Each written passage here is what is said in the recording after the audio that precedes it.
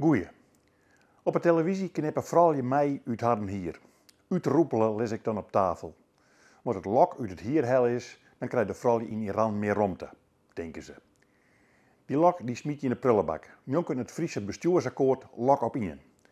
Want als je dat handhaven je willen, dan zit er geen beweging meer in en dan kan je in deze tige veroorlijke vraat als provincie net meer meekomen. Signaleer bij de lies dat alles en elk in Friesland zou uitzeggen naar dat rapport van Remkes. Wilt je vooral wel weten kunnen dat je als provincie eerst wat oors op schreeuwen gaat. Maar door het rapport er wie, toen zei debattierer Klaas Vakkengein in dat hij er heel positief over wie. Nou ja, sok praat dat in mij kijk wat te slop. Sissen dat je dan niet weten, maar dagelijk overal vraagtekens bij haar. Hoe het tot eigen in. Dat wollen was Friesland net waan, maar we wensen de nieuwe minister van Landbouw Piet Adema alle succes daar. Al wordt het verkeepje matten van je borkerij. Dat is ook zo emotioneel. Ja nou en. Hij hier al lang weten kennen hoe je dat al hier dwaamatte. Had hij al die man echt neer als dingen als bij boeren in de grijde steen te lullen? En nog zo mooi. Hij weet net wat piekbelasting is.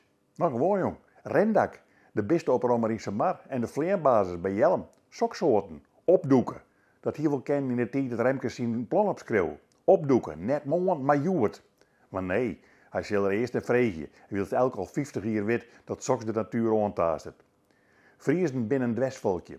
Ottergeer, Remkes, elke wetenschapper en elke Europeaan het ha hoe dat 2030 al hier oprommen wezen moet, zei Friesland, nou, wat wij nou eens in 2024 klaar binnen. Wat?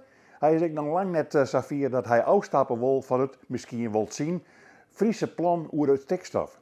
En doet hij dat zijn hier, dan zet hij zijn stoel te plak, gaat erin zitten en wacht het nou op wat de regering dwaan zal. Dat, deputaire, dat stiert echt net in lok op in. Dat wil krijg als de echte lok onpakken.